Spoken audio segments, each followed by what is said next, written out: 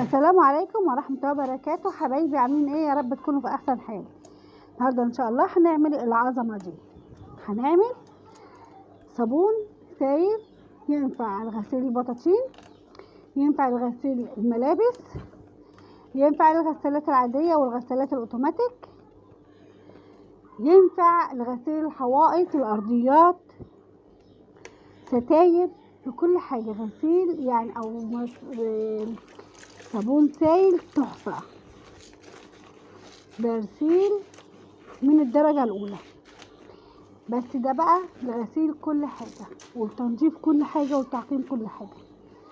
بصوا الرغاوي بتاعته شفتي حبة صغيرة قد ايه عملناها، عملت الرغاوي دي كلها عشان نعمل البرسيل ده. خليكم معايا نخشوا نشوفوا مع بعض اتعمل ازاي. بس قبل كده متنسوش تعملي لايك وشير واشتراك لو مش مشتركة، يشرفني اشتراكك وتفعيل زر الجرس عشان يوصلك كل جديد. نبدأ على بركة الله. بسم الله الرحمن الرحيم. أول حاجة هنعملها هي صابونة واحدة بس. هي الصابونة دي صابونة مش كبيرة قوي. الصابونة دي هنبشرها صابونة بلدي، هتلاقي كذا طريقة على القناة. صابونة بلدي عادية هنعمل منها العظمة اللي فاتت دي كلها. هنبشر الصابونة الأول بشر خفيف كده عشان خاطر تسرع في انها تفك معانا، الصابونه تسيح معانا. هنحط لها ميه سخنه او هتحطيها على النار كده. بشرت الصابونه كده كلها. بصوا حبه صغيرين خالص. هنحط عليها نص لتر ميه.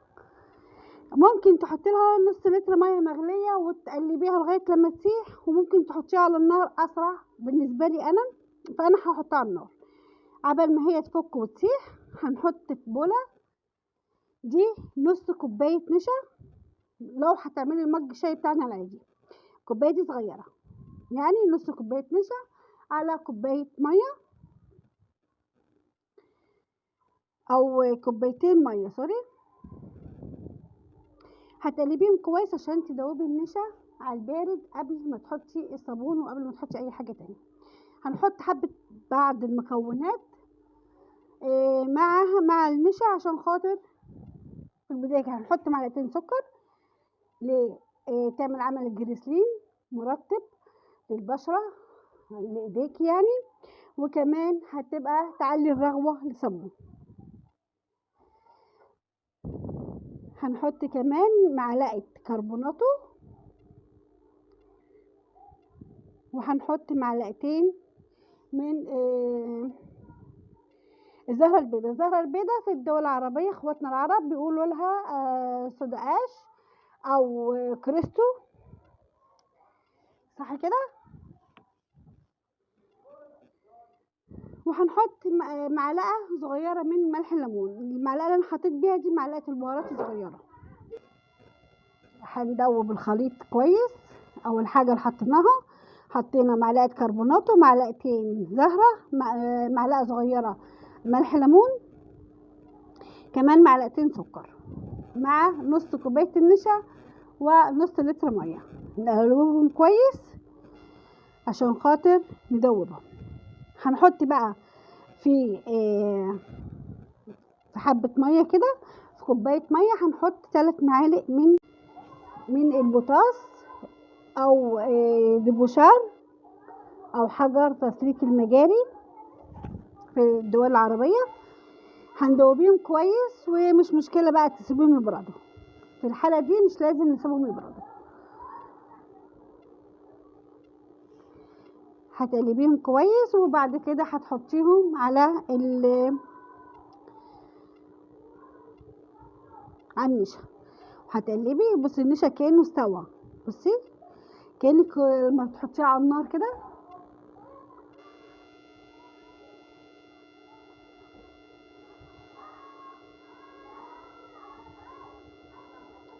هتقلبيه كويس عشان يتجانس كله مع بعض. يبقى كده احنا عملنا التكسبون. التكسبون ده مزود الرغوة والنظافة في الصابون. كده هنحط له حبة مية بس نلحلح، يعني ايه، نعمله شوية كده نلحلحه بالميه، نفكه شويه بالميه، قلبيه كويس وتفكوه بالميه عشان نحط عليه الصابون بعد ما يفك يبقى سهل علينا.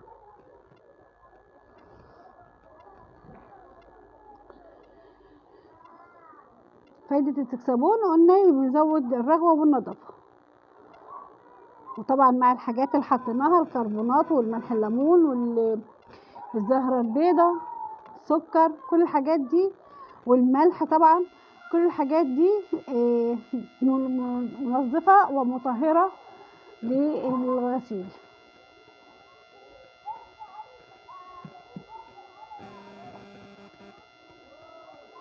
كده اهو الصابون بعد ما فك نجيبه من على النار. كده الصابون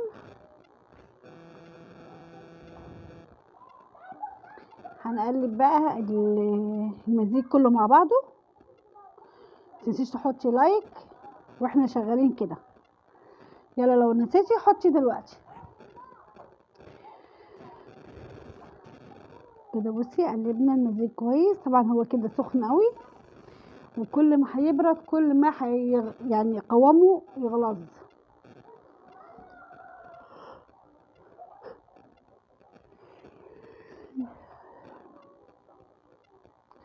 هنقلب الخليط كويس. كده الخليط ده غسيل بطاطين، سجاد، غسيل ملابس، زي ما هو كده هو تحطيه في الغسالة العادية تحوليه الاوتوماتيك. ازاي؟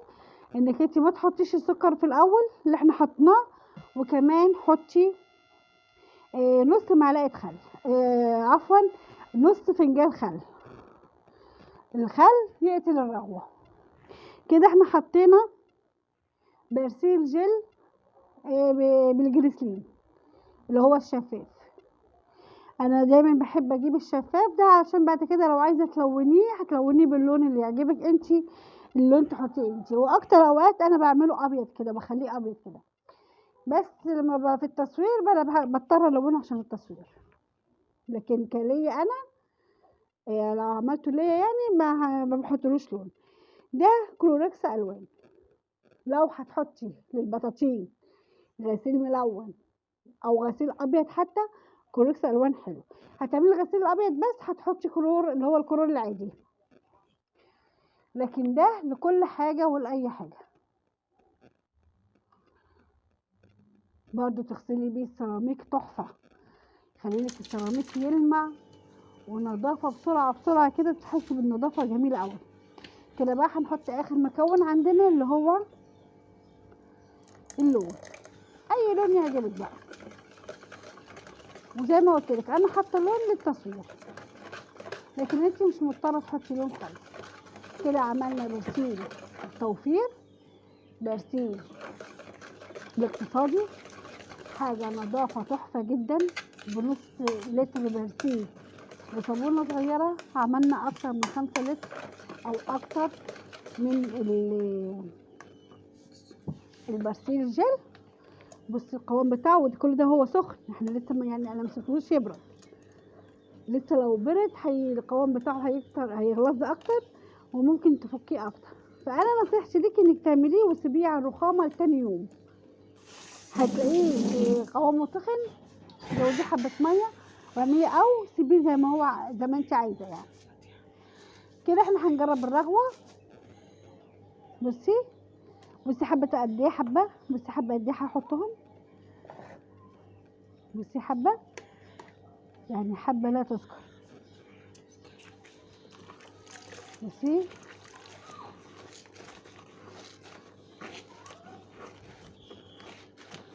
الرغاوي غسيل سجاد يخلوهولك قشطه، يخلوهولك شمعه كده السجاد.